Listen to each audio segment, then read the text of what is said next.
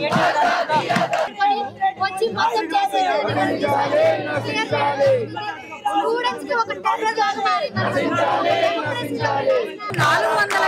అంటున్నారు కదా, నిజంగానే 400 ఎకరాలు ఉన్నాయి, అంతకంటే ఎక్కువ ఉందా? వాళ్ళు 400 ఎకరాలు మేము తీసుకుంటున్నామని చెప్పారు. యాక్చువల్గా ఈ యూనివర్సిటీ మొత్తం 2300 ఎకరాలు. 2300 ఎకరాల్లో ఫస్ట్ 400 ఎకర్స్ ఇక్కడున్న డిపోకి ఇక్కడ ఇంకా కనెక్టివిటీ పెంచడం కోసం అప్పుడు ఇచ్చారు. అది యాక్చువల్గా రంగారెడ్డికి హెడ్ క్వార్టర్స్ గా అప్పుడు అనౌన్స్ చేశారు. అది ట్రిపుల్ ఇచ్చారు. ఆ తర్వాత ఇక్కడ గచ్చిబౌలి స్టేడియం అదొకటి, అలా 400 అప్పుడు ఇచ్చారు. అదే టైంలో చంద్రబాబు నాయుడు గారి గవర్నమెంట్ IMG భరత అనే కంపెనీకి 400 ఎకర్స్ అది యూనివర్సిటీ ఆఫ్ హైదరాబాద్ కంట్రోల్లో ఉంది. అది IMG భరతకి ఇవ్వాలని వచ్చారు.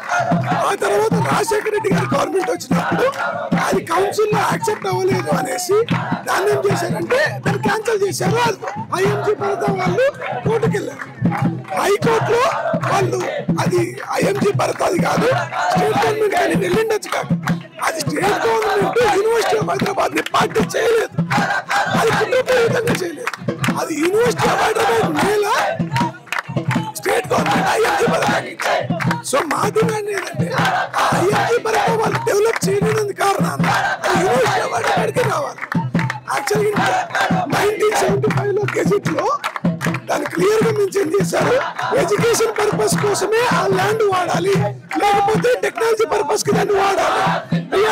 ఆల్రెడీ వీళ్ళు అంటున్నారు కదా, మరి ఇది IT కంపెనీస్ కోసము మంచి ఉపాధి ఇప్పిస్తానని చెప్పేసే కదా వీళ్ళు అనేది. ఇది పెద్ద కుట్ర. మా నిధులు, మా నియామకాలు, మా నేల, మా నీళ్లు అనే నినాదాలతో తెలంగాణ గవర్నమెంట్ ఫామ్ అయిన గవర్నమెంట్ ఈరోజు నిధుల కోసము నియామకాలని పేరు చెప్పి ఈ నేల నమ్మి నిధులు చేసుకుంటుంది. ఇక్కడ గ్రీన్ కవర్ లాంటిదమ్మా. కేబీఆర్ పార్క్ తర్వాత అంత పెద్ద గ్రీన్ స్పేస్ ఉండేది యూనివర్సిటీ ఆఫ్ హైదరాబాద్. ఇదంతా లంగ్ స్పేస్. ఇదంతా క్లియర్ చేసి IT పార్కులు కట్టాల్సిన అవసరం ఏముంది అని నేను అడుగుతున్నాను. అలాగే ఇప్పుడు ఫ్యూచర్ సిటీ ఆఫ్ తెలంగాణ అని చెప్తున్నారు కదా, ఫార్మా సిటీ అక్కడ డెవలప్ చేయండి. ఇక్కడ ఏం అవసరం ఉందని నేను ప్రశ్నిస్తాను. ఇక్కడ వాళ్ళు బ్యాంకులు రైట్ చేసి లోన్స్ రైట్ చేసి అంత తొందరగా చేయాల్సిన అవసరం ఏముంది? మమ్మల్ని గుండెలక్కలు అన్నారు. గుండెలక్కలు ఎవరో మేము ఇప్పుడు చెప్తాను చూడండి. 4 రోజులు లైన్ గా హాలిడేస్ ఉన్న టైంలో లీగల్ వాళ్ళు కూడా స్టాండ్ తీసుకోలేకుండా స్ట్రాటజికల్ గా మీరు గుండెలక్కల్లాగా వచ్చి మెయిన్ గేట్లు క్లోజ్ చేసి మమ్మల్ని లోపలికి పంపించి అక్కడ ల్యాండ్ అంతా క్లియర్ చేస్తున్న సందర్భం మీరు గుండెలక్కల, మేము మా భూమి కోసం మేము పోరాడుతున్న వాళ్ళు అనుకుంటున్నాం అని ప్రశ్న.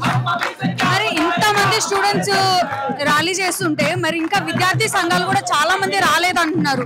సపోర్టింగ్ ఏమంటారు? మీరు చేసే దాంట్లో న్యాయం లేదంటారా?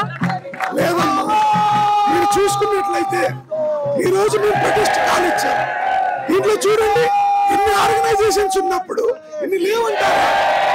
ఆర్గనైజేషన్ లేకపోవచ్చు, NSCO లేకపోవచ్చు, వాళ్ళు అఫిలియేటెడ్ గవర్నమెంట్ కాబట్టి ఇన్ని ఆర్గనైజేషన్ ఉన్నప్పుడు మీరు ఎలా అంటారో నేను ప్రశ్నిస్తున్నాను. అలాగే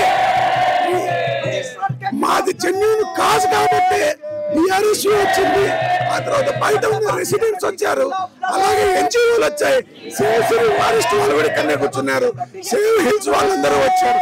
మాది జెన్యూన్ పోరాటం. మేము ఎవరికి అమ్ముడుపోలేదు, ఎవరో మిమ్మల్ని విసిగలిపితే మేము మాట్లాడలేదు. ఈ పోరాటం కూడా మా కోసం కాదు, ఇక్కడ ఉన్న నేల నెక్స్ట్ భావితరాలకు ఉపయోగపడాలనేసి తప్ప ఇక్కడ మా పర్సనల్ మీన్స్ ఏం లేదు.